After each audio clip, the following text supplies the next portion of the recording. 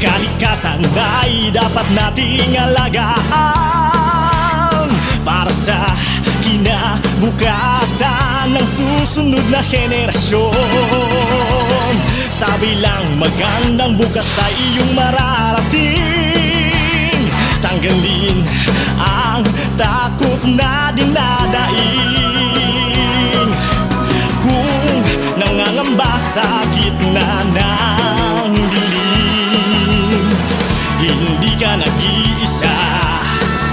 Asahan mo na siya ay dadating.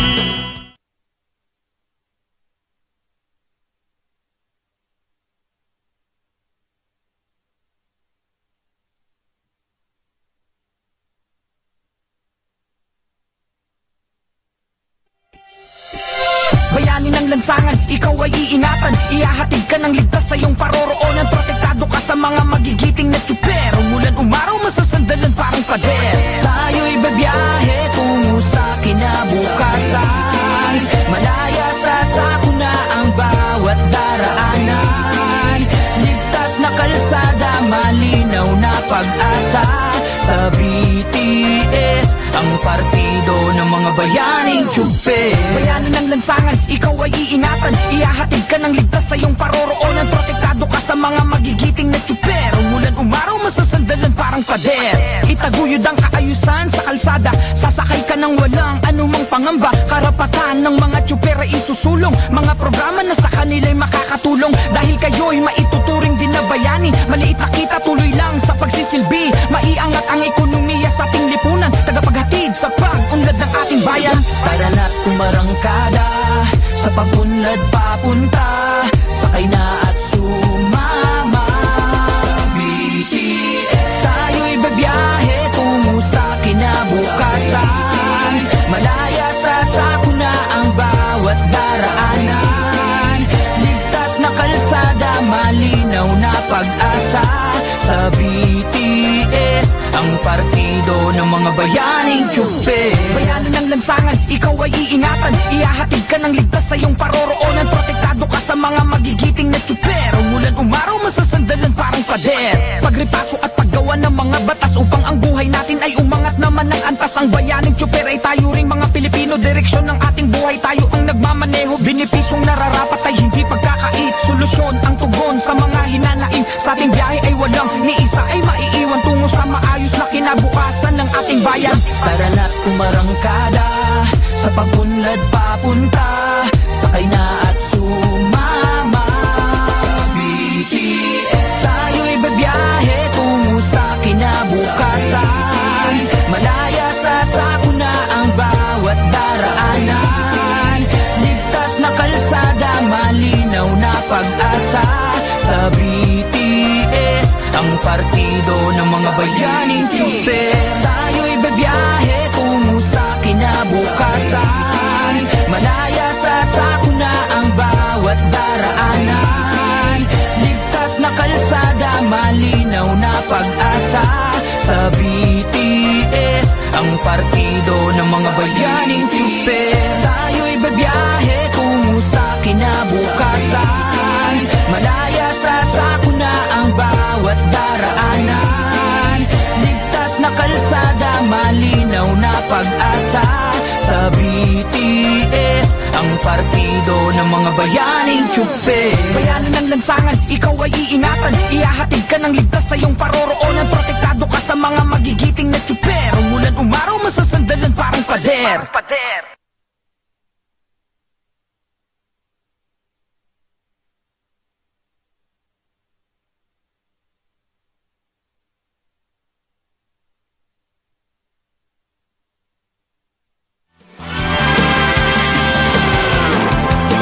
Kalikasan ay dapat nating alagaan para sa kinabukasan ng susunod na henerasyon.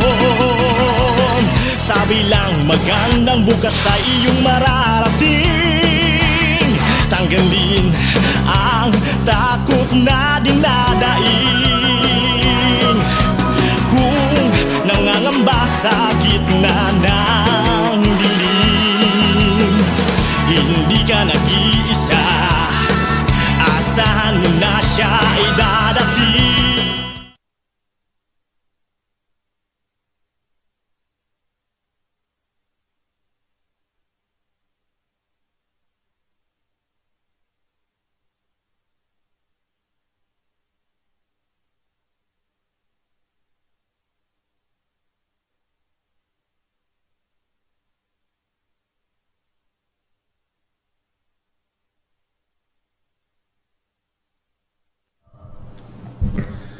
Mga kakalikasan, hapon sa inyo lahat mga kaboses. Alam ko na-miss nyo ako. Last week wala ako. Sobrang busy nga mga kaibigan dahil we're trying to campaign para maipanalo natin ang kalikasan at napakahirap po ng ating ginagawa ngayong panahon na ito. Pero ito, nagbabalik tayo mga kaboses at patuloy tayo nagpapasalamat of course sa Vantage Point Media for providing a platform for boses ng kalikasan and for the environment in this studio. Of course, maraming salamat din sa BTS number 66 po yan sa Balota Bayaning Chuper Party List, ang bayani ng lansangan, at syempre napakahalaga po yan sapagkat kasama po sa maipanalo ang kalikasan yung pagkapanalo rin ng maganda, maayos, and climate-friendly, environmental-friendly na transport sector. And today makakasama natin, siyempre every episode may kasama tayong Octopet. Today kasama natin si Watermelon. Kamusta po kayo? Hello! Magagandang hapon po and welcome po sa Boses ng Kalikasan sa Vantage Point Media. Cute po ako. Thank you. Ayan, maraming salamat. Sabi ko, susunod kong show dito, yung may dubbing na ako makakasama.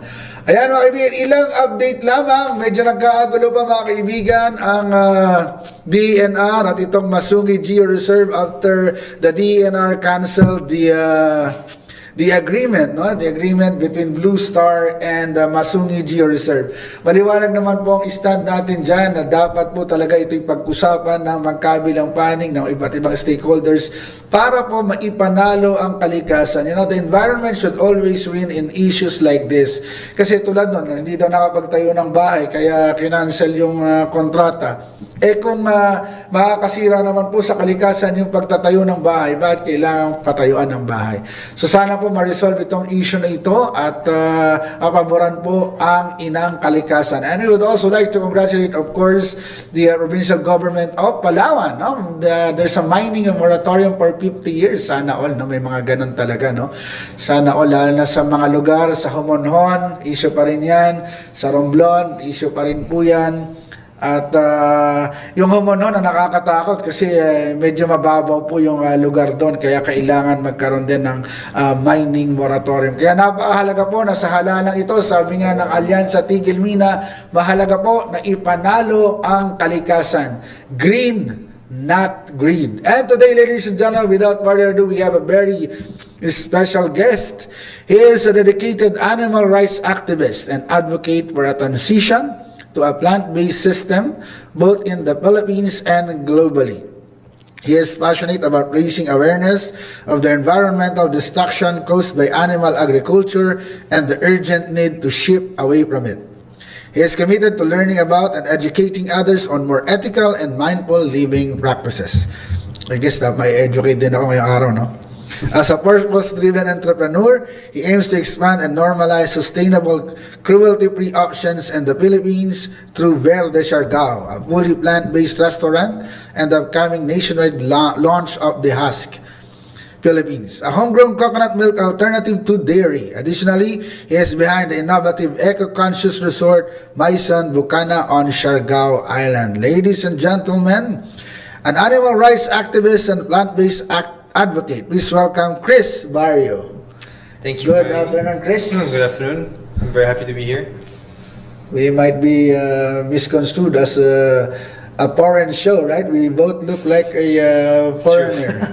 So, Chris, Yes. let us find something about you. Where do you come from? Are you a foreigner? How do you come to be in the Philippines? So a bit of a background about Yeah, yourself. sure. So I'm a Filipino citizen. I'm dual citizenship. I have dual citizenship. So I'm half French and half Filipino. I was actually born and raised for most part in France near Paris, but I've been coming to the Philippines since I was very small, like 2 or 3 years old, almost every year, to visit my Lola, my Lolo, you know, like in Palawan actually. On my Filipino side, my mom is, my grandma, sorry, is from Ilocos, and my grandfather is from Iloilo. So, but they moved to Palawan in the early 90s. So for me, I feel more like a Palaweño in my heart.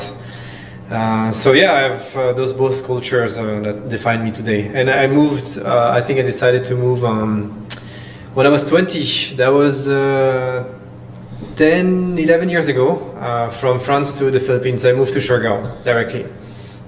So yeah. So let's talk about first you. How did you became, for example, an animal rights activist? Activist is, it's a very strong word. It's a Meaning you're strong not word, just for the protection of animals, but you're advocating for a lot more. So how did you come to be an animal rights activist?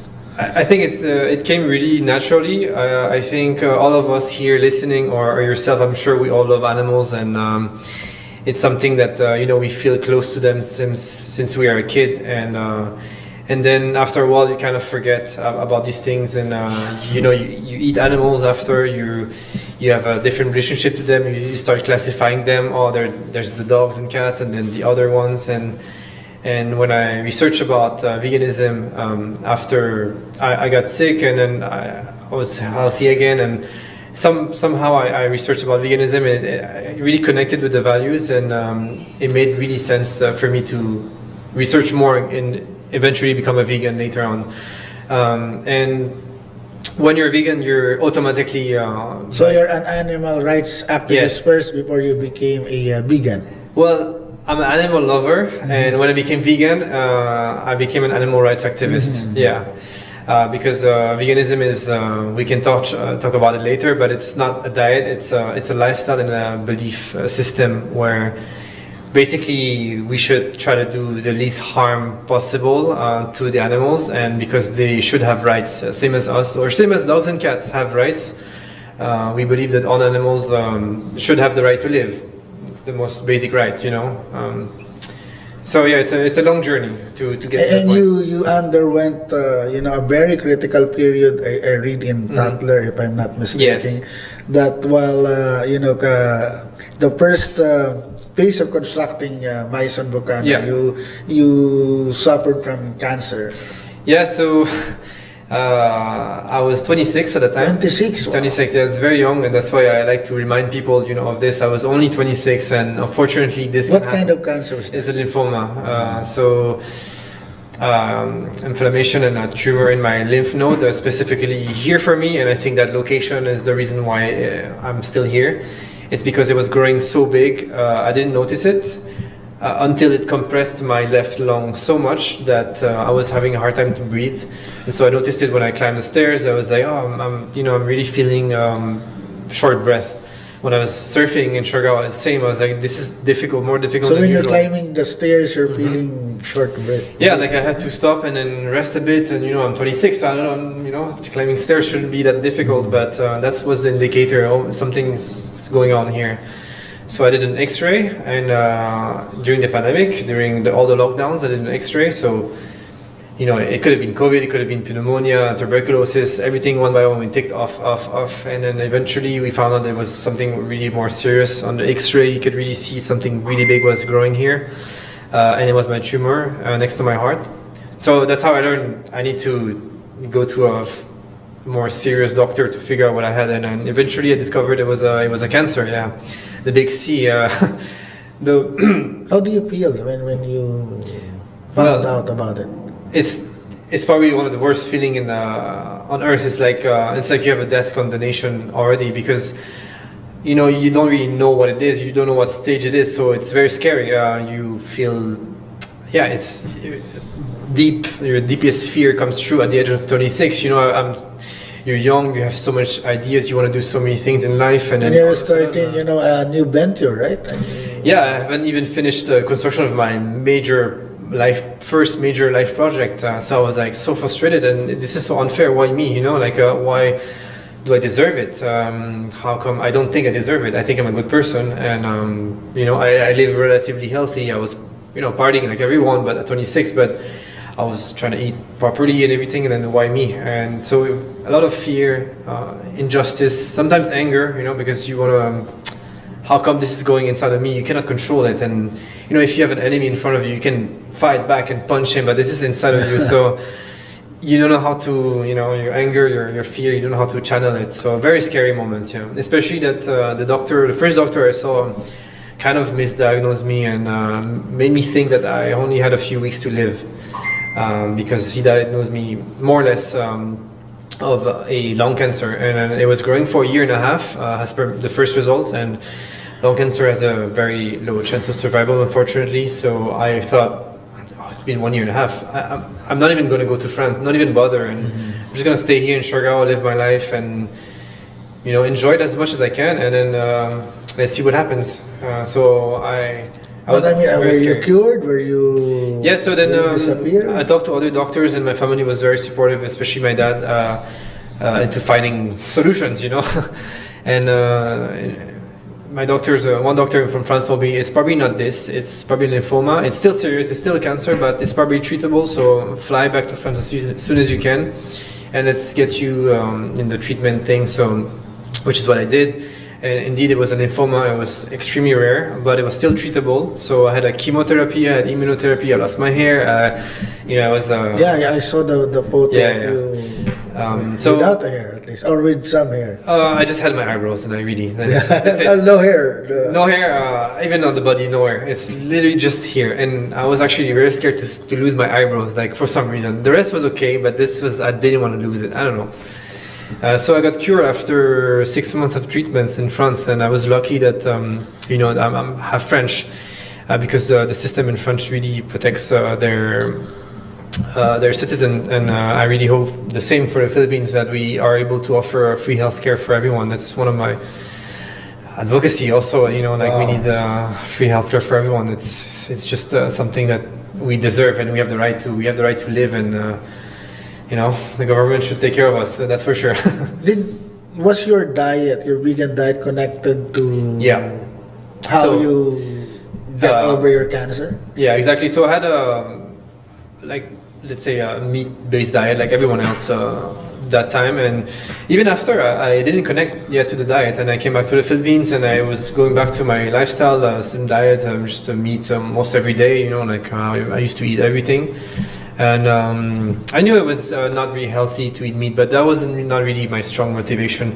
It's just that one day when I researched about animal agriculture, and I started to be confronted to things that people are not confronted, which is like slaughterhouse footages, how your food gets into your plate from A to Z, how we exploit animals and their suffering and everything. And then when I saw those animals in the slaughterhouse, lining up, and then trying to escape, being full of fear and scared, and then eventually you can really see them when they get their throats slit, and they're still alive, and then it's just hell on earth. We created hell on earth in those slaughterhouse, and I just connected with those victims of the system, and I felt like this is how I felt like when I discovered I had cancer. I was so much in fear, so much in pain, and I realized, oh my God, I'm paying every day for this to happen, and I'm paying for other beings that feel also pain, anxiety, so same as me. Even though they're not human, they also feel a lot of emotions. I'm paying for these emotions to be inflicted on others, and I was like, this didn't suit me at all. But now there's they call it the stress-free environment for animals like chickens and stuff. Yeah, there's better ways to treat animals, that's for sure, and there's such a range, but the reality is that that would make me an animal welfarist, which is trying to improve the life of current conditions. But I'm an animal rights activist, because the same as we can make the parallel, not the equation, with the system of human slavery. I do not advocate for bigger cages. I do not advocate for more resting time in between exploitation. I advocate for slave liberation. Or music for them while they're exactly. in cage, right? In the end, their life is robbed from them, even though they can have a better life. Their life is in the end robbed for them when it's their own life, so we should respect it. And we have alternatives, so we do not have any justification anymore to do it, which I'm happy to discuss later. Now that you have started it, before we go to your businesses in Siargao, let's connect it with the topics that we already talked about. So you talk about being vegan, but for those who are watching, some of us, like for example, me, for so long, I'm confused about there's vegetarian, then there's they call the pescatarian and vegan. What's the difference between this lifestyle? Yeah. No, thank you for asking. This is so important, and I really love words, and I think they have a big signification in the way we see the world. So it's very important to clarify. So these are actually pescatarian is only eating fish. From animals, right? So vegetarian usually means that you only eat plants. So that's why it's fishcatarian. Yeah, exactly. So there's many diets here that you can name. There's fruitarian even. These are all diets. When you're a vegan, it's a philosophy of life where you are against cruelty, animal cruelty. So it englobes your diet, and this is the thing that would take a lot of space, obviously, because the diet is so important. It's like 3 times a day, you know. But when you're vegan, it's like if you say I'm against racism or I'm a feminist. So it's a philosophy of life, and it's about animal rights, human rights. It's about rights. It's not really about a diet. So vegans have a plant-based diet, and then plant-based diet, yes, it is a diet. Plant-based diet is eating only from plants. It could be a pizza, a burger, but it's just made from plants, not from animals. So vegans automatically have a plant-based diet, but you can have a plant-based diet without being a vegan, without considering that animal needs rights or all these things that you know. And then this is important because a lot of people think veganism is a diet, and a lot of people also say, oh, I'm a vegan now, and oh, I have a vegan diet. But what they truly have or experimenting is a plant-based diet. So, and some people, like any other diet. When you say plant-based diet, what's the consideration for having a plant-based diet? It's any products that don't come from animals, that only come from plants. So even eggs? No, eggs come from animals. So you do not, it's not included? Yeah, not included. Even dairy? Dairy, absolutely not. Dairy, eggs, and honey usually are the vegetarian ones that are excluded, and even honey is excluded if you're a plant-based diet. Yeah, so only from plants, and it's not only vegetables and it's not only gulai, not only fruit. You know, it's also all the grains, all the beans, all the there's not only vegetables. I'm actually not a huge vegetable fan, even though I'm vegan. So, but of course, all the types of bread, all the types of pasta there's actually 90% of the food are still available. It's just the meat part, and if I may add as well, we usually eat between 5 or 10 different animals, but there's more than 20,000 edible plants. So it's really just that we're so obsessed with those animals, but when you remove them, you actually discover a whole new world of possibilities and options, and this is the least restrictive. It's not at all restrictive. I remember there was a book from one of our members, Darius Luzande. He published this book where practically there's edible weeds even in the Philippines that are being ignored by Filipinos, and where hunger is one of our problem. But one of the things I'm wondering, for example, one of the arguments of those who are advocating for other means of diet is that where do you get your protein, for example, if you're a vegan? I get my protein the exact same location where the elephant gets its protein, the gorilla gets its protein, all the biggest and strongest animals on earth are actually, most of them are herbivorous, so all protein comes from plants originally. And so when we eat a cow, which I eaten all my life, when we eat a cow, we're eating the concentrated protein that they've eaten all their life. But these cows get their protein from grass, they get it from grains or soy, or all protein comes from plants. So they're just the middleman. Same as calcium, same as iron, same as B12, all these things are present in plants or in the soil, and the animals eat it, and then we eat the animals. So everything is available in plants. But isn't it a bit expensive? For example, being if somebody would be a vegan and he has he's in the lower Yeah. class, can he eat a plant-based diet? Isn't it a bit expensive?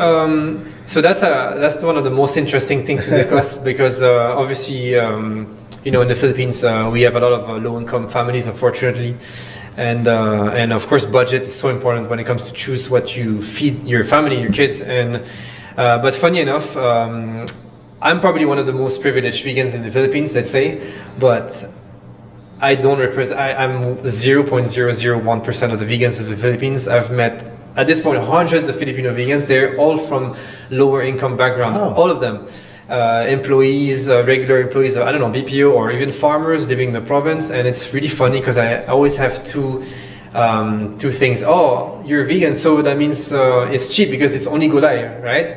I'm like, yeah, it's true. Or, oh, you're vegan, so it's expensive because you're privileged. So which one is it, But in reality, they all recognize, all the Filipino vegans recognize at least 20 to 30% decrease in their food expenses. So going vegan can be tremendously good for if you're looking to reduce your food spending and also reduce your health spending. It can be totally done in the cheapest way if you focus on whole food, staples like all the local greens. The tofu is the cheapest by far compared to meat. The mongo is the cheapest thing as well. There's a ton of plants that are cheap. You don't have to go necessarily for the plant-based meats. I do like mango, but when you get older, it hurts the joints, right? Well, that's really interesting because that's the question that, how is it called again, this condition or we get a bit arthritis or something.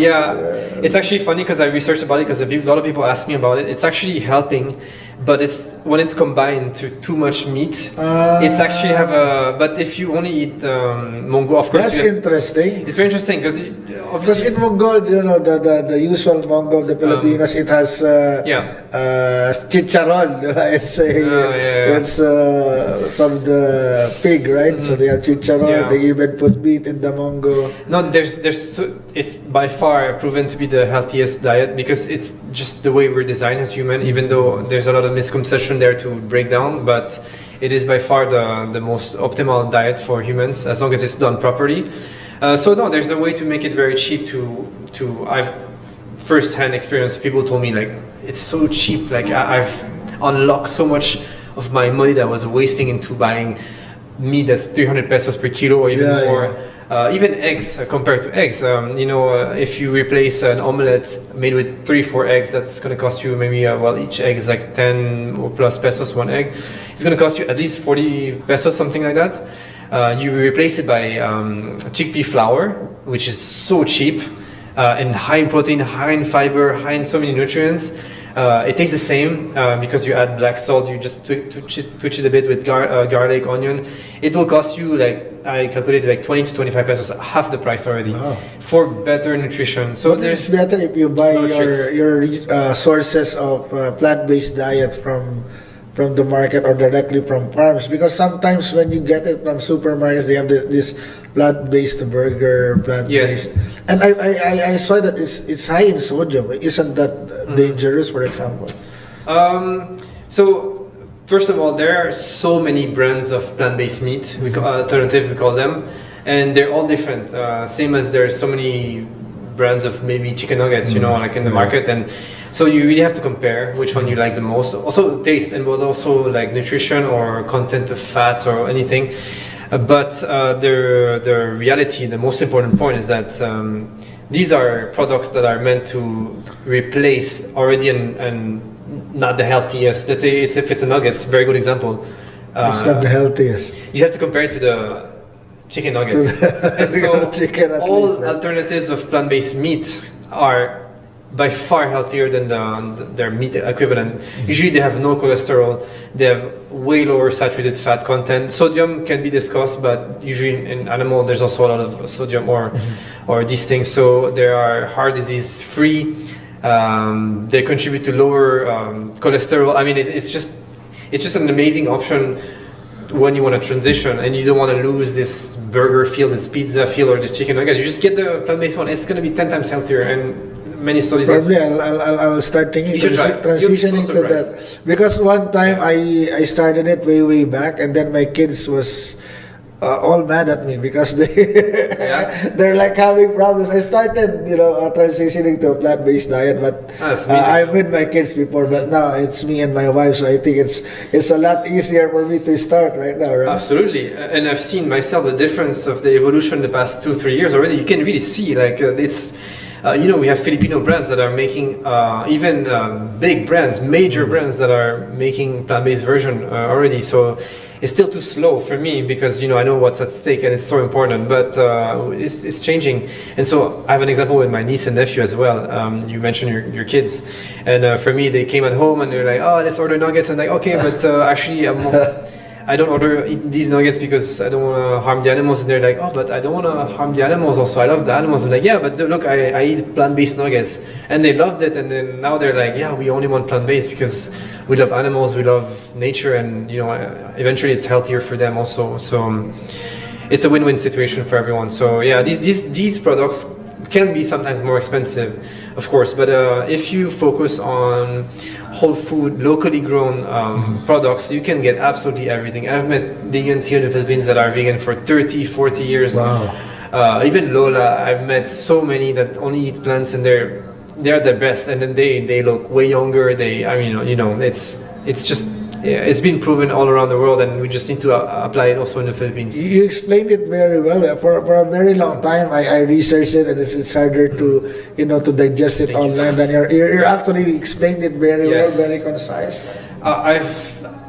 I was eating animals my whole life until 3 years ago, and so I know exactly the process. Probably it's because you remove all the jargons and things that Yeah, makes because it harder it's to straight to the point, understand. and it's complex because there's so many things that work, and there's also our culture, our relationship with food is very personal. So of course there's a lot of misconception, and but it's totally doable, and we should promote it as much as we can.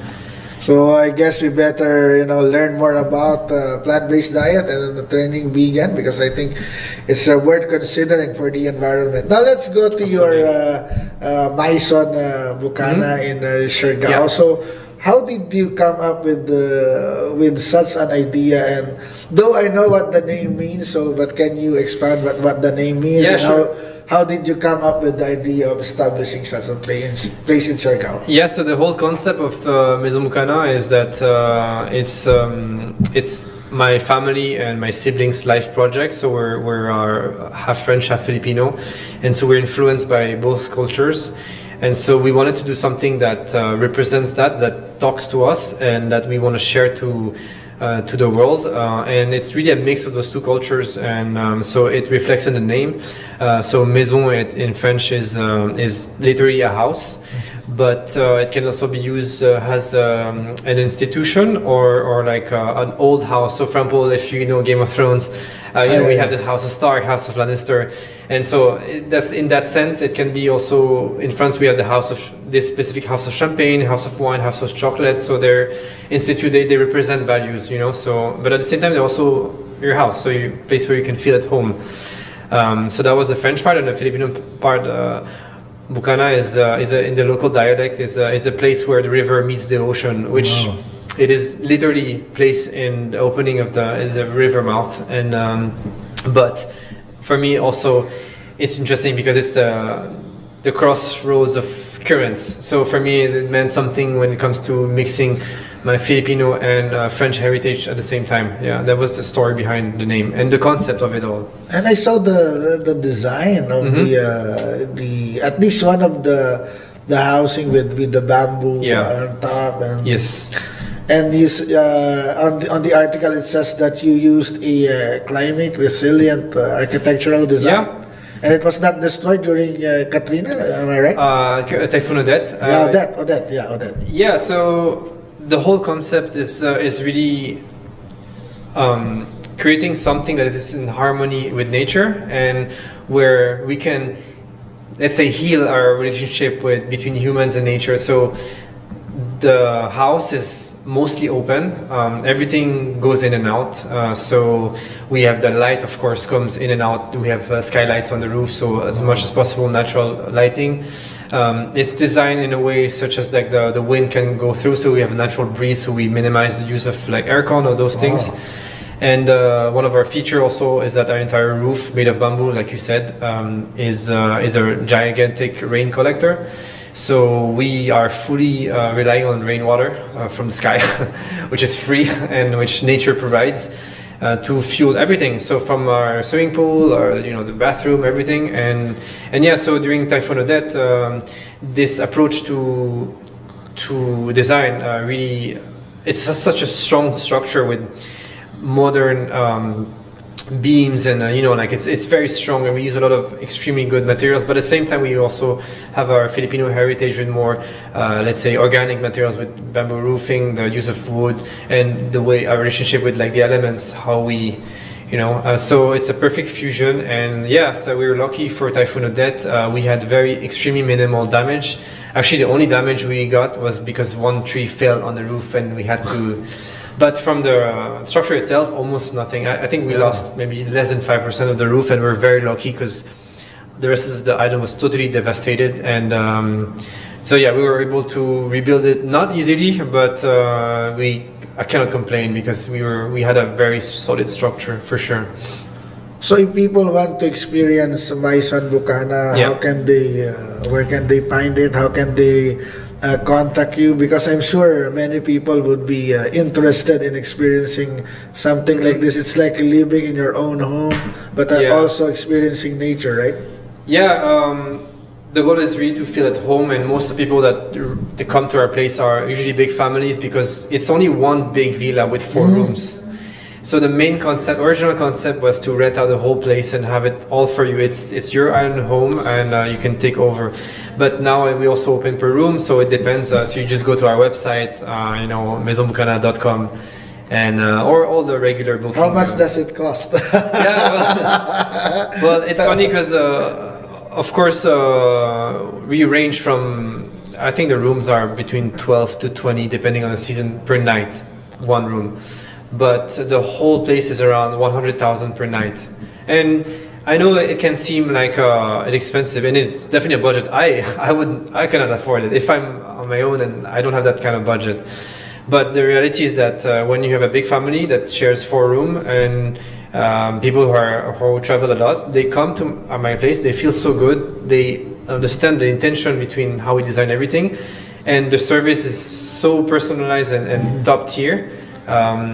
All the staff knows exactly who's coming. They know their preference. They know maybe what type of wine they prefer, what type of whiskey or anything, what their food, their allergies, of course. And it's so personalized that our guests, when they come, they really tell me that it's so affordable for what it is. So compared to other places that would be luxury also, we are actually by far one of the best value for money. So yeah, the experience we offer is really quality. So and we have a lot of staff. We have 20 staff for it. So all the food there are also plant-based, or do you offer? Not yet, but it's definitely something we're working on every day. But our goal is to have all the options default plant-based, because we want to promote it. And most people are really surprised. They're like, "Oh, this plant-based tapa or this plant-based tocino," and it's amazing. You would never see the difference. But it comes with, of course, no cruelty, and it's better, no cholesterol, and all these things, and way better for the environment, of course. And our guests are, in the end, they're very happy. They're like, actually, I ate something equally good, and I feel better because they feel better. But also, it's more mindful to the planet and the animals. And so, default option would be plant-based, but we also have like, when the guest prefers to eat animal, we do have options eventually, but let's see in the future. We're trying to phase it out. One good way to start is to replace your dairy milk by plant-based milk, which can be very, very cheap if you make it But your if own. it's a plant-based milk, where would it come from? So originally, yeah. I'm just thinking, where would it come from? No, it's very simple. Oats, soy, almond, all these nuts. You can make it your own. It's so cheap. It's incredible. The first time I did my own, I was like, why is no one doing this? Literally, you put 1 liter of water, which costs nothing, with 100 grams of oats, which costs like 15 pesos or something. and then a bit of salt, a bit of And maybe a it's bit of actually sugar. more delicious actually when I used to brew coffee and I use oats outside oats as my milk. It's Depend- more yeah. delicious. But I mean, it's up to your preference, but for sure, there's a plant-based milk that you would love. For me, obviously, today I'm promoting also my. I want to promote my coconut milk, which is. yeah, you have the husk, right? I think this is for me, that's my favorite. I'm trying to be biased, but it's my favorite because it's also the closest mouth profile to dairy, but without all the it's negative still to be effects. launched, right? Or was it already launched? The husk. Sorry, it's launched now since December from 2024. So yeah, it's totally launched. So and where can we growing. buy and what's the difference of the husk from others? So yeah, first of all, you can find us for now mostly in Metro Manila because we've launched here, and then we're slowly getting into the islands. But in all the marketplace in Metro Manila, it's available, and on our website we can deliver everywhere in the Philippines, of course.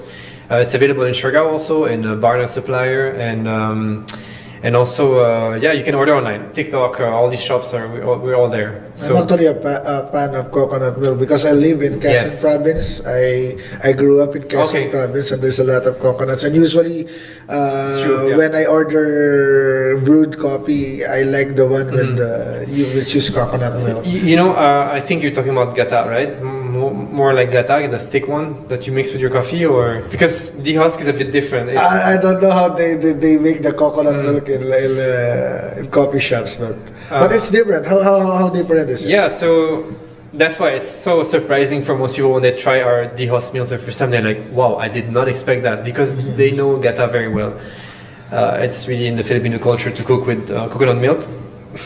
Sorry, and so this is different because we use so much less fat and so much less sugar. So it's really drinkable like this. It's the same, exactly the same as dairy. So if to put it simply, gata is like cream, dairy cream, and the husk is like dairy milk. It's the same kind of difference. So you can also use it for cooking our milk, but for me, I would prefer the cream, for example. But for drinks, for drinking on its own with cereals or halo-halo, or I don't know, any type of dessert here, you would be better off with dehusk. Matcha, coffee, it's lighter. It's less caloric than dairy. My wife would probably Less sugar. love that. She loves to. I'm so sorry, I should have Make brought matcha. one today. I'll try to find something and buy it. And you know, you asked me the difference with the other milk here. So first of all, it's plant-based, so it has a very low carbon footprint compared to dairy, which is incredibly harmful for the planet and for the animals. It's also cruelty-free, of course. It's lactose-free, of course, Wow, lactose free. which is a big thing in Asia, you know, especially. It's a big thing for us. Yeah, because, I know. For me also, I mean, I don't even know if I'm at this point, but and it's lower calorie. It's fortified in calcium and B2, B12, and iodine as well. And we have a big deficiency of calcium here in the Philippines, even though they push dairy for that, but it doesn't work out this way. And it's different because our own farmers are growing it, so that's a big difference to me. It's a fair trade product that respects all the rights of the farmers. We promote ethical farming, of course, and so it's our own farmers. It's organic, and I don't know. It's just a perfect product to promote in a country like this because we need to empower our farmers and. We have so much things to promote here in the Philippines, and we should use our own. This product you launched it together with Nadine, right? Yeah, we're four actually. So the two founders, Sam and Kwan, and then we're all founders, but they have the original idea, and we joined them last year with Nadine. Yeah. So it's something that obviously Nadine and I we are all aligned in what we believe in and what we try to promote for the benefit of the environment and the Philippine people together, and of course the animals, which we are linked to. I'm just curious because I saw this photos of, I think it's a photo shoot of Nadine with promoting veganism. Was it you that inspired her, or was it her that? Oh yeah. Just curious. Yeah, of course. No, inspired you can ask me anything. Yeah, this was published yesterday. It's I think the message was like save the planet, go vegan. And I think a lot of people still don't know, but that's why it's important to do this campaign, how linked those saving the planet and the environment are with our diet. It's the most important thing. But to answer your question, we went vegan together, more or less. Just I would say me have less professional or limitation. I mean, like, she works with a lot of brands, a lot of people, so, and it's a lot about her image, also public image. So it took her maybe a couple of weeks more than me, but we went both into that rabbit hole of like, oh my God, this is terrible for the planet. Animal agriculture, it's hell on earth what we're doing. So we decided together to go vegan. Yeah. Wow. And we support each other in our journey, of course. It's so much easier if your partner. It's very rare, with your partner having the same advocacy together. It's very something that's. Yeah, we're lucky. Sana we're very similar. Sana all together. Sana all together. You also have this fully plant-based restaurant called Verde Siargao. Can you share something about it? Sure. So it's a very funny story. So Nadine and I were traveling through the Philippines, and so we went to we went to Palawan. First stop, Puerto Princesa, where my parents live. Where my mom lives. Sorry, my dad lives in Manila. And then we were looking for vegan options. We're already vegan at that time, and we have this app called Happy Cow that I recommend to everyone, and you can find all the vegan options around you. So Happy Cow. Happy Cow. Now I would be the actual Happy Cow. One of the people to download that. Yeah. No, it's an amazing app. You can travel all over the world with it, but it works also in the Philippines. So you find all the vegan restaurants, the vegetarian, so they have also vegan option, cruelty-free options, and also regular restaurant that has a small vegan section, or they have, even if they don't say it, it's vegan. They just don't say it, which is a lot. You can almost go to any restaurant and find a vegan option. Maybe it's a pasta, and then you just say, no more cheese on top, and then that's it. But anyway, so we found this restaurant and we went there and we were like, oh my God, it's amazing food. It's like everything we like. Like I said, I'm not a huge fan of vegetables, and I love, if I can get a burger also, or like a nice poke bowl or something, I really enjoy that as well. So we had such a good time eating there, and we came back 3 times the same week. And then eventually we thought, we should really try to open this in Siargao. So we contacted the owners, and they're a lovely couple, Zach and Hera, and then we decided to work together. So we opened Verde Siargao in May 2024, almost a year now. And it's a great adventure because food, like I said earlier, is such a personal kind of thing, and we love food. It's so important for us. It connects us around the table, and we share ideas, and it's so important. So through food, we can prove with Verde Siargao, and you can check our reviews, and everybody thinks it's so delicious, that there's no compromise in going plant-based when it comes to food. It's as equally delicious, and I would argue probably even more. And it's, like I said, better for yourself, better for the environment, better for animal. This is the way we will eat in the future. So we're trying to show it. This is what we should aim for. You can enjoy your dirty, massive burger or your pizza, but without harming others. Or minimizing the harm, at least. So this is obviously it's a good way to introduce people into this world that there's something there. It's not only just animals. There's a whole world that you need to discover. I'm just wondering, aside from all of the things that you have put up in Siargao and the businesses that you have that are helping the planet, what other advocacies are you into for the environment? Because I've heard you also have additional advocacies that you are supporting. Yeah, so I always considered myself, first of all, Nadine and I, we have both this in common. We cannot stand injustice, and we're both privileged enough, and by the way, she worked so hard to get to the point where she is today, and she understands the difficulty of, that Filipinos have to go through. So, and myself also, and this is something we cannot stomach, injustice in general. So this applies to everyone. The injustice against the farmers, injustice against women. So we both are feminists, of course, in our essence, because we believe, obviously, that men and women should have the same right and same opportunity. We are also environmentalists, both of us, and because it's so obvious, like, why would you be against the environment? We are nothing without it. So we are just a small part of it, and we should, live in harmony. And when I connected to veganism, is like, oh my God, this is a solution. It's a one Swiss knife solution against all of this injustice. So through veganism, we can work on food insecurity, we can work on reducing poverty, we can work on feminism, promoting values of equality. It's also very linked to LGBTQ plus justice movement. Basically, all types of injustice are connected to also the way we eat, and we can practically impact on them through our plate. We don't need to, although it's recommended, you can go under protest, you can go make groups, this is great. But also you can just be at home, and through your plate, through your purchase of what you eat and when you buy, you can impact tremendously the world. And it's actually proven to be the most impactful individual action we can do as you and I, is to change what's on our plate. We would have to go through a bit more data for this and an explanation and facts, but it's so interesting that it actually tackles so many worldwide issues. You know, for example, you have a good business. Yeah. You're quite privileged, I would say that. And Of course, is, yeah. you know, is a known Yes. artist, Yeah. actress. But why bother? You know, advocating for something that's a bit harder. You know, you will have enemies along the way. It's true. I'm wondering, it's hard. It's hard, but you're doing it anyway. Why do it? You know, I think all of us has a purpose in life and a mission, and unfortunately some of us don't find it on time, and we feel like we're stuck in a sort of a loop. And I think I found mine, especially after the cancer I went through. I felt at 26, you know, like it's so terrible because I see cancer everywhere, but nobody really talks about it so much, and nobody does anything to prevent it.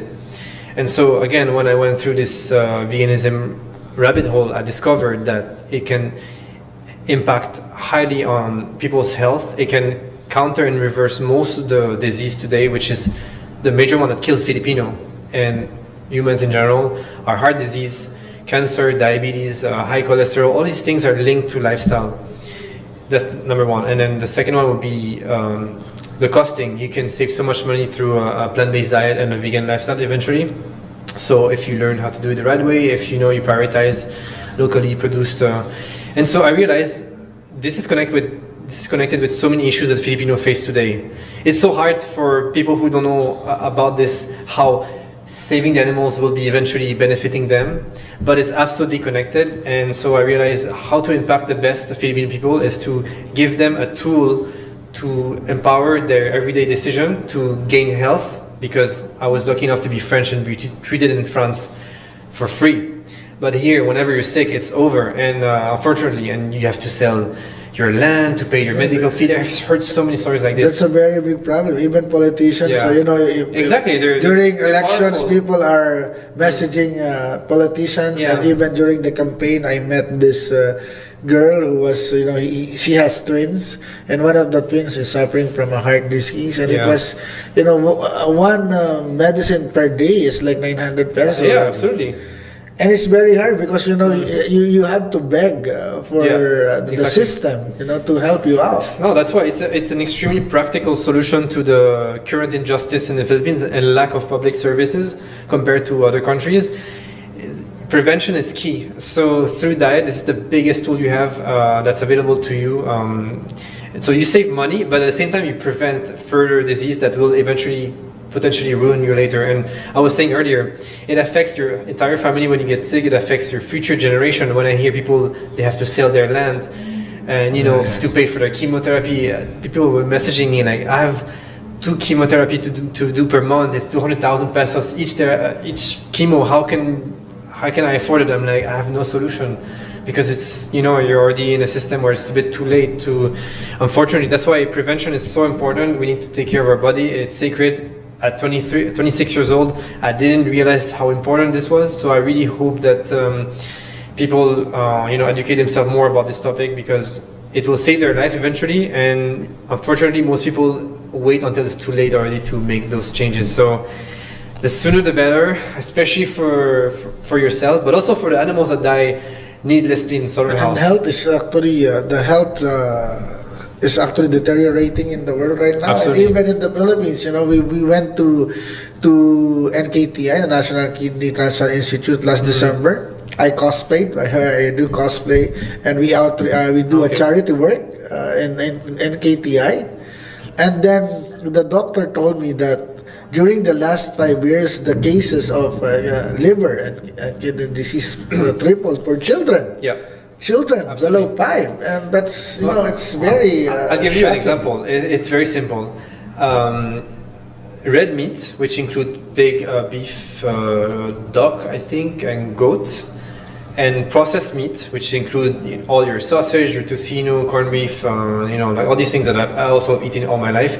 They're classified as carcinogenic class 2A, I believe, by the World Health Organization. But that means they're in the same category as asbestos and cigarettes, tobacco. So when you give your kids, and again, this is not to blame the parents because we don't know about this. Most people don't know. When you give your kids sausage or thing, I don't want to say it's the same, but it's the same category of cigarettes. So imagine if you were giving a cigarette to your kids. Of course, that would sound crazy, right? And I think in the future we would consider this, that it's insane that we give this to our children and we eat it for ourselves. So Children love hot dogs. I love hot dog, but now I eat plant-based hot dog, which doesn't have all these carcinogenic compounds. So that's why it's possible, actually, even in the Philippines. There's so many ways to if you research, you'll find another world of possibilities, really. So that's why it's so important. It's so important. With all of these advocacies for the environment and for nature, what's the hardest thing that you have faced so far in all of these advocacies that you have? What's the hardest? Besides, of course, the cancer that you have. I think it's always fighting against misinformation and common misbelief. Misconception. Because every single argument that is thrown against my advocacy, especially veganism, I have an explanation for it, and I have a debunk for it. That's backed by science. That is backed by experts and backed by my own experience, backed by the experience of the thousands of vegans in the Philippines, tens of thousands that are there. So I guess it's the distortion of reality between what I know for sure that is proven and what the beliefs of the people in front of me have. Basically, they don't know about this topic, but they have such a solid belief against it. So this is kind of difficult and that's also why some people think that vegans are extreme. It's because it's so hard to explain all of this in like 2 minutes, and I think it needs a lot of not everyone can explain this concept. It's very complicated. So I guess it's you're automatically part of the 1% of people. Vegans in the Philippines probably less than 1%, but in the world it's also like 1 to 2%. So automatically when you go into this category, you're part of the minority.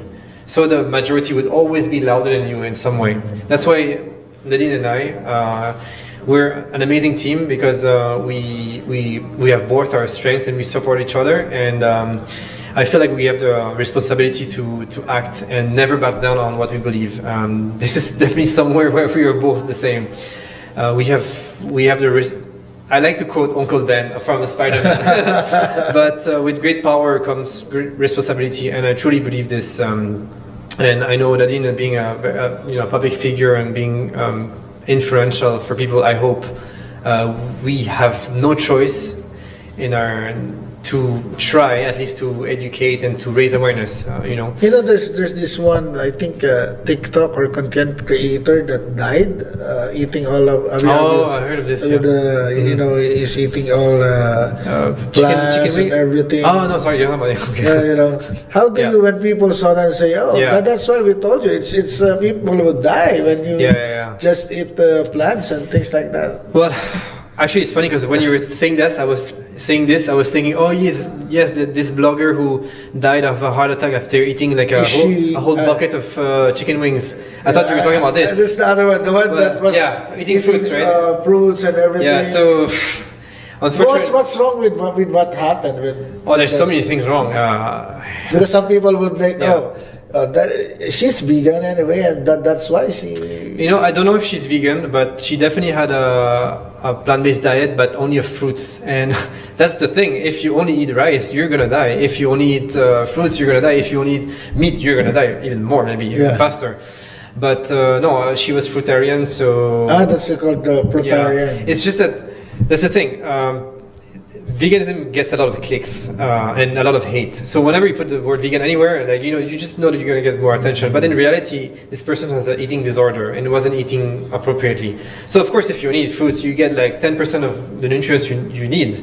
Of course, you need carbs from the grains, from the bread. Of course, you need protein from the, your soy, your tofu, your beans, your everything. Of course, you need a balanced diet. So it's very easy for me to be debunked, because when you're vegan, it means you're against animal cruelty as much as you can.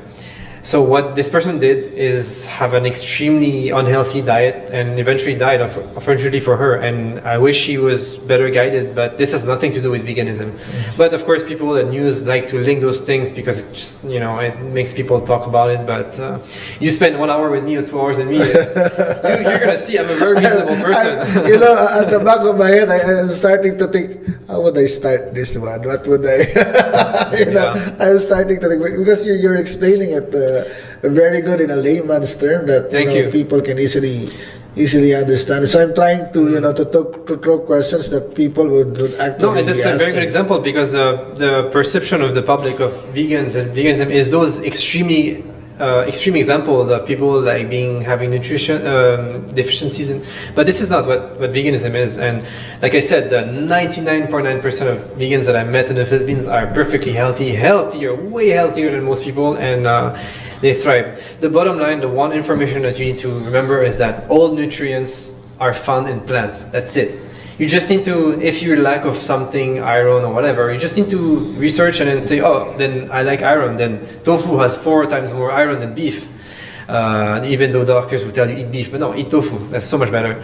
Greens, kangkong, all these things have so much more calcium, for example, and iron. So all the nutrients are in plants.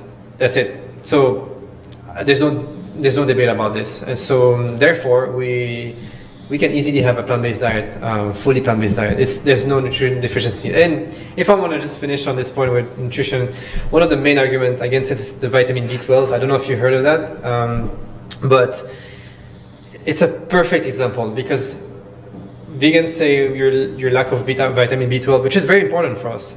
So we take supplements. So isn't that unnatural to take supplements, to be healthy?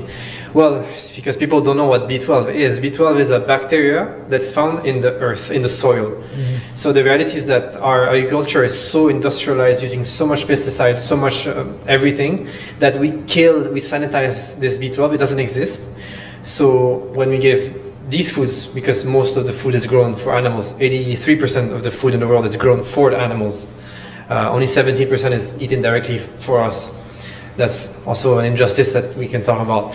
But when the food is grown to animals, they also need B12 like us. Mm-hmm. So what we do, we inject B12 supplements to all the animals we eat today. All have an injection of B12 regularly, because they also need the B12. And so when we eat an animal, it has B12, but because it was a supplement injected through them. So again, they're the middleman. So of course, I prefer to eat a pill once in a while that is from a clean source, so that's a very good example of the misconception. Of course, we all need to supplement anyway, like all of us. 90% of people have deficiency, and vegans have statistically way less, actually. What's interesting is our topic is about lifestyle change and the need for a paradigm shift. So what do you say people really need to protect the environment? Well, what is for sure is that humanity, from everything I've learned and from all the big experts, we're going straight to the wall if we continue the way we are today. And this especially applies to our food system, because animal agriculture is responsible for the major issues that the world is facing right now. Animal agriculture itself produces around 15 to 18% of the global carbon dioxide emissions,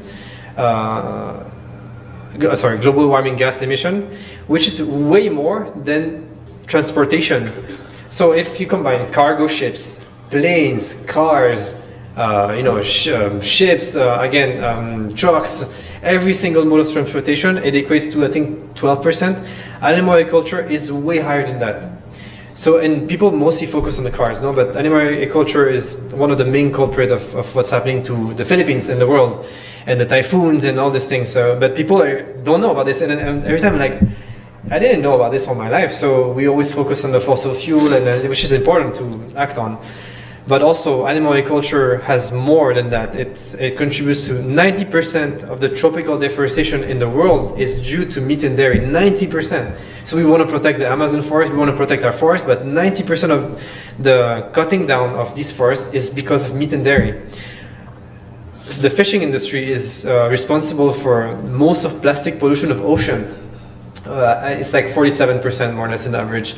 So we wanna attack the plastic straw, which is, I think, should be removed as well. But plastic straw represents 0.0015% of the plastic in the ocean. Discarded fishing net, ghost nets, and eventually debris from the fishing industry that's just like discarded in the ocean, it represents 40++%. So and it uses 66% of the fresh water in the world. Sorry. Around 30%, I think, but 66% of the... I need to check this. But anyway, animal agriculture is responsible for the most dramatic destruction of the environment. And even killing the fisheries through the wastage of like hog farm, cow farms that goes into the river and the ocean. And a lot of environmentalists don't know this for some reason, and even the big movement like Greenpeace, and we don't focus on this for some reason. And there's so much documentaries that you can see online. I think there's a documentary on Netflix that Yes. one of my team actually told me. Yeah, conspiracy, told me seaspiracy, about yeah. it. But Yeah. you know, the thing is, one of the environmental advocates says that if you consume locally and not, Yeah. mass produce. Excellent point. Like for example, for this fast food chains, they're the Yeah. ones that's causing it, right? It's true, but so you're referring to factory farm pretty much, and everything. so people have to know that 99% of the meat we eat today, maybe in the Philippines a bit lower because there's a lot of we have local raise the farms, pigs, and yeah. but still it's by far the majority, like more than 90% comes from factory farm. So the reason why there's factory farm is because it's the most efficient and resource optimal to grow animals. What I mean is that if we were to resort to have a more, let's say, mindful or respectful agriculture, animal agriculture, we would need probably 5, 6, 7 times more land that we need today to produce the same amount. The reason why it's farm agriculture is because it's the most efficient in terms of kilos of meat produced versus resource spent.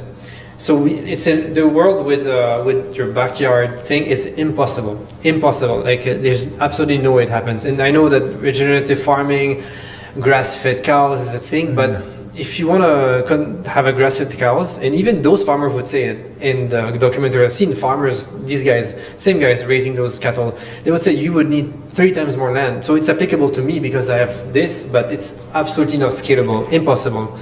Because just simple truth, 1 kilo of beef requires 25 kilos of plants. 1 kilo of chicken is around like 8 kilos maybe. 1 kilo of pork, of pig, requires 12 to 13 kilos of plants. So I said earlier, and it's such an interesting topic, out of the entire agricultural land in the world, which is 4 billion hectares by the way, it's immense. We use 3/4, a bit more than 3/4 to produce animal produce. I think it's 83% of our entire agricultural land is used to produce animal meat and dairy.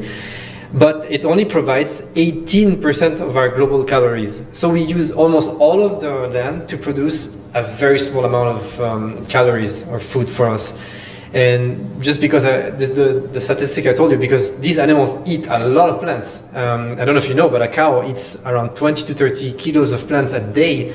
And when it's a dairy cow, it requires 120 liters of water per day. I mean, it's insane. So we're wasting all of our resource into just producing like like a meat or dairy. So basically it doesn't make any sense.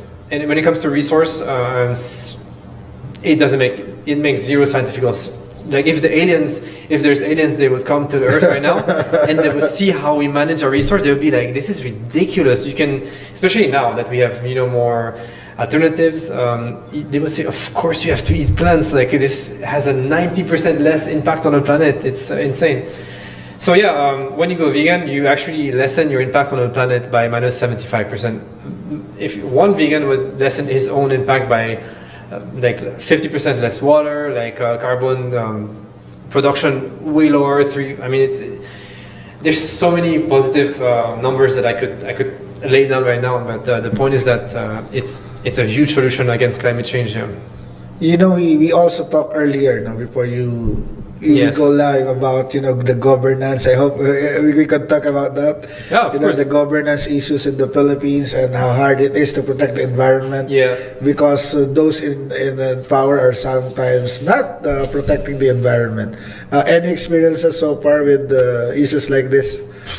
So I bring you the power to talk about what you want to talk rather than ask you directly. I mean, yeah, there's corruption all around the world, and you know, in France as well, in other countries. But the Philippines is also definitely not spared, and the corruption is so in depth. And I think also the fact that, you know, there's so many units also of different government that, like, there's so many layers that yeah, there's a lot of corruption in the Philippines. And as far as I see, I know that here you need to fight so much for just your right, not even like trying to do something, just to be there, to live, just to have the right to breathe the right air, to drink the right water, to keep your land. You need to fight. Like, Philippines needs to fight. It's intolerable because since I was small, one of the reasons why I came to the Philippines that I love Filipinos and I feel so at home. You know, talking to anyone in the street, it feels so familiar, and this is something in Europe we don't really have. You know, like, it's always a bit like, you know, everyone's boundary. But here, it feels like a big family, and unfortunately, I feel like a lot of politicians are not taking into account the everyday struggles of Filipinos. And there are so many solutions, but of course Many are disconnected, actually, right? of course, yeah, they're disconnected, and then this political dynasty thing, it doesn't exist in France. That's for sure. It exists, but not at that point. Like, former presidents in France, they're just walking the street. They have protection, but France is parliamentary, right? yeah, we have a similar system to here. Although here, Do you think it's connected to that system? I'm kind of curious because I'm actually an advocate for parliamentary system, but of course, before doing that, we need to secure the electoral process and, you know, remove the dynasty, so else I they would see, profit from it. But do you think it's connected somehow? You know, my background is in France. I studied sociology, political science, and economics. So it gave me the tools to understand a bit the dynamics of the Philippines. And I think it all comes down to corruption, the major issue of the Philippines. But why is there so much corruption? Is because there's not enough education, and there's not enough, I would say, freedom of, not freedom, but like press is neglected here. Press is the cornerstone of the democracy. We need all the Filipinos to know what's going on. That's only when they're gonna really act and you know, demand for. So yeah, education is a huge thing. Most Filipinos are they don't know some of the issues that's going on in the country. So of course, how can you fight against something that you're not even aware of? And so yeah, like. There's so many things to do. I don't even know where to start. But the bottom line is that we need to fight for our country. And you know, some bashers might say that, you know, why are you meddling in politics, especially for Nadine? She's an actress and singer, and like, well, just be an actress and be a singer. I'm like, why? Are we not citizens of this country? Should we not care about our future? Should we not care about my sister, my family? Are voting here in the Philippines, right? Yeah, we're both. I mean, of course, Nadine, but I'm registered in Siargao. Yeah, we both vote. So of course, every one of us, we should take part of this thing. Like, democracy means power by the people for the people. But right now in the Philippines, it's. It has a different spelling here. Sorry. It's by B-U-Y, you know, by the people. For the people, P-O-O-R, yeah, and then of the people. Yeah, exactly. So they buy you in elections, then they continue to make the people poor, so that, you know, the ayuda. That's why these people are exploiting the weakness. So I saw it in you know, after disasters, especially in Siargao, you know that the election came right after, and there's so much vote buying everywhere. And of course, how can you, if your house is destroyed and you know, somebody gives you like 10,000, 15,000, it's hard to refuse. You know, of course you want to rebuild your house, you want to feed your family. So these politicians are exploiting our weakness and and the fact that we're desperate in order to stay in place to maintain that same system. So somehow it needs to be broken, and of course politics is complicated. There's a lot sociology and the south, the north, the Visayas, and like there's so much going on. But anyway, the most important is to do it in a respectful way. But people need to express themselves, and they need to fact check. They need to research themselves. It's difficult, but it needs to be done. Yeah. I'm curious though, in your place in Siargao, do you use renewable energy, or are you connected to the grid? Just curious about. Yeah, it's important to be sustainable as much as we can. For me, no, just because I had the choice between a bamboo traditional roof or solar panels, and I really wanted to have like a native roof, and at that time 5 years ago it was not really accessible, so I don't regret that choice, but it's fine. So I'm connected, but Nadine and I are renovating our house there, and it's going to be totally I wouldn't say off grid, we're still going to be connected, but autonomous with solar panels. So that's definitely something we need to, if you can, invest into. There's so many problems with the electrical in Siargao and in the Philippines in general. Fluctuation is destroying so much appliances. It's we had a 2-week brownout in December. It killed all the businesses. Imagine if you're a restaurant. The electricity there is by electric cooperative. Yes, it depends on the national, of course, but it affects the livelihood of everyone. So when there's a cut, so of course if you can be independent. Yeah. So there you go, ladies and gentlemen. Very interesting. Napakaganda na ating pinag-usapan. Parang na-convince na niya ako na maging vegan, at least mag-transition from, to a baby steps. Pescatarian first, and then eventually going there, right? Plant-based diet. So probably somebody will finally convince me. We can talk later. We can talk more. I have a mentor, right? Chris is my mentor, probably going to be my mentor. Anyway, thank you, Chris, for guesting in Voice of Nature, Boses ng Kalikasan. It's an honor. Thank you so much for inviting me. The show. And I just want to say that for those who want more information, you can follow my page and my link tree especially. I list all the documentaries and the videos that made me realize how important this is. So hopefully people can check my Instagram, BARIou, letter C, BARIou. And there's all the videos you need.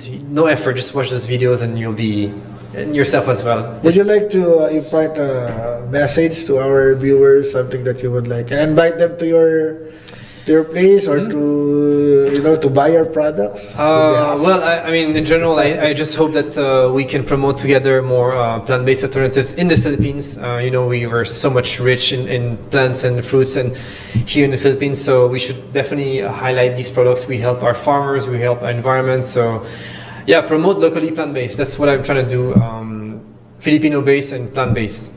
That's both based. So there you go, ladies and gentlemen. Very interesting topic, and first time na nalaman ko, iba-iba pala yun, pescatarian, may frutarian pa, tapos itong vegan, which is a lifestyle, and it's very fitting on our topic today, because if we want to save the environment, we need both a lifestyle change and a paradigm shift. The way we think about the world should be changed, because even Pope Francis, they have this Laudato Si and Laudato Deum, from the thinking that the humans are on top of everything. Yes. It's already changing, Absolutely. We have our place on Earth, but we shouldn't be here to dominate. We have our place, so we should find our harmony with Earth. And it's a thing that needs to be done more than ever, especially that in the recent 15 months, we have reached 1.5, and that's shocking. And the scientists are also saying that it might be impossible to reach even 2 degrees. With the way that things are happening. I said earlier, and I just want to repeat it once more. There's no solving the climate crisis without attacking fossil fuel, but also our animal agriculture. It's impossible. It's impossible. We're going to go to 2+ just alone with the animal agriculture. Even if overnight everything is sustainable, if you don't attack because it's carbon plus methane, right? With methane, and also deforestation, destroying of fisheries. So going plant-based is the #1 individual action, the most impactful by far we can all have to protect the planet, by far. more than stopping traveling, more than going to electric cars, more than everything else, it's going plant-based. So step by step, baby steps, you know, like meal after meal, like, you know, 1 day a week, maybe if you want to try, like, that's it, have fun. You know, like plant-based food is so diverse, and you will discover so many things, and a lot of it is produced in the Philippines. A lot of Filipino small families doing plant-based tocino, plant-based sausage. I'll invite you to some. Yeah, bro.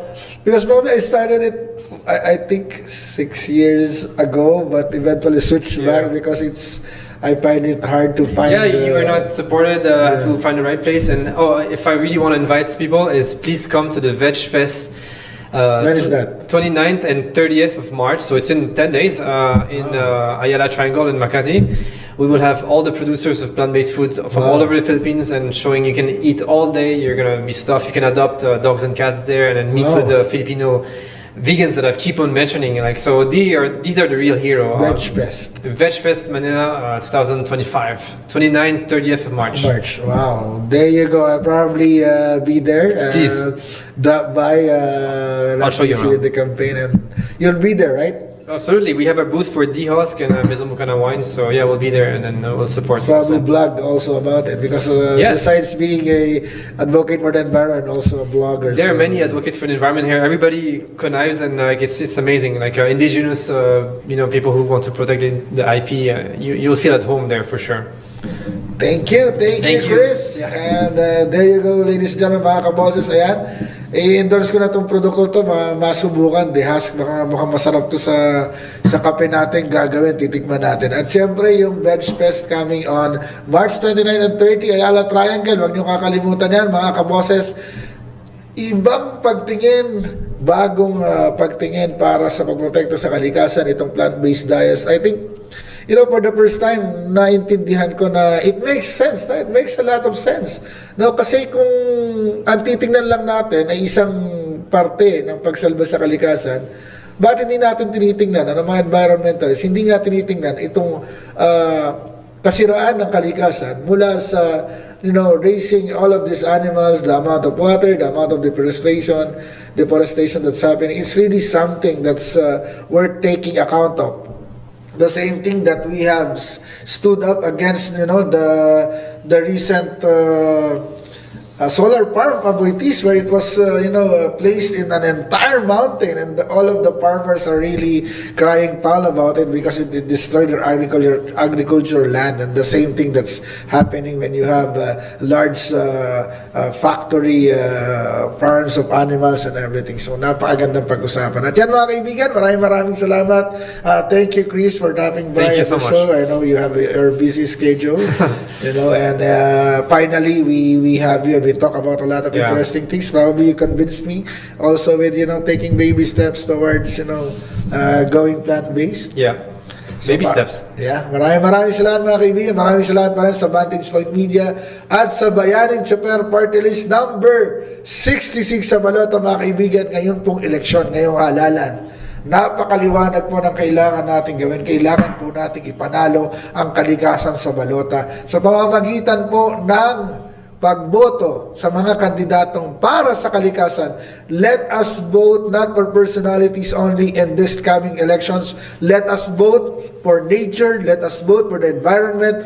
Find out who among all of the candidates from national to local are true environmental advocates, and not just using the environment for their own cause. Maraming salamat hanggang sa susunod pong episode ng Boses ng Kalikasan sa Vantage Point Media.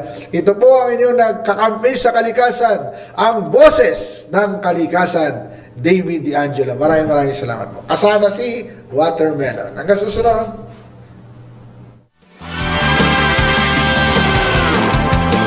Kalikasan ay dapat nating alagaan para sa kinabukasan ng susunod na henerasyon. Sa bilang magandang bukas sa iyong mararating, tanggalin ang takot na dinadaing.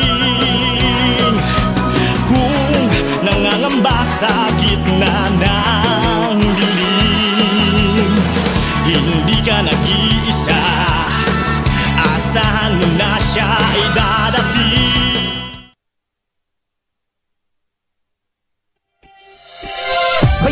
lansangan, ikaw ay iingatan. Ihahatid ka ng ligtas sa iyong paroroonan. Protektado ka sa mga magigiting na tsuper. Umulan umaraw, masasandalan parang pader. Tayo'y babiyahe tungo sa kinabukasan. Malaya sa sakuna ang bawat daraanan. Ligtas na kalsada, malinaw na pag-asa. Sa BTS, ang partido ng mga bayaning tsuper. Bayani ng lansangan, ikaw ay iingatan. Ihahatid ka ng ligtas sa iyong paroroonan. Protektado ka sa mga magigiting na tsuper. Umulan umaraw, masasandalan parang pader. Itaguyod ang kaayusan sa kalsada. Sasakay ka ng walang anumang pangamba. Karapatan ng mga tsuper ay isusulong. Mga programa na sa kanila'y makakatulong. Dahil kayo'y maituturing din na bayani. Maliit na kita, tuloy lang sa pagsisilbi. Maiangat ang ekonomiya sa ating lipunan. Tagapaghatid sa pag-unlad ng ating bayan. Tara na't umarangkada sa pag-unlad papunta. Sakay na at sumama sa BTS. Tayo'y babiyahe tungo sa kinabukasan. Malaya sa sakuna ang bawat daraanan. Ligtas na kalsada, malinaw na pag-asa. Sa BTS, ang partido ng mga bayaning tsuper. Bayani ng lansangan, ikaw ay iingatan. Ihahatid ka ng ligtas sa iyong paroroonan. Protektado ka sa mga magigiting na tsuper. Umulan umaraw, masasandalan parang pader. Pagripaso at paggawa ng mga batas upang ang buhay natin ay umangat naman ng antas. Ang bayaning tsuper ay tayo ring mga Pilipino. Direksyon ng ating buhay, tayo ang nagmamaneho. Benepisyong nararapat ay hindi pagkakait. Solusyon ang tugon sa mga hinanaing. Sa ating biyahe ay walang ni isa ay maiiwan tungo sa maayos na kinabukasan ng ating bayan. Tara na't umarangkada sa pag-unlad papunta. Sakay na at sumama sa BTS. Tayo'y babiyahe tungo sa kinabukasan. Malaya sa sakuna ang bawat daraanan. Ligtas na kalsada, malinaw na pag-asa. Sa BTS, ang partido ng mga bayaning tsuper. Tayo'y babiyahe tungo sa kinabukasan. Malaya sa sakuna ang bawat daraanan. Ligtas na kalsada, malinaw na pag-asa. Sa BTS, ang partido ng mga bayaning tsuper. Tayo'y babiyahe tungo sa kinabukasan. Malaya sa sakuna ang bawat daraanan. Ligtas na kalsada, malinaw na pag-asa. Sa BTS, ang partido ng mga bayaning tsuper. Bayani ng lansangan, ikaw ay iingatan. Ihahatid ka ng ligtas sa iyong paroroonan. Protektado ka sa mga magigiting na tsuper. Umulan umaraw,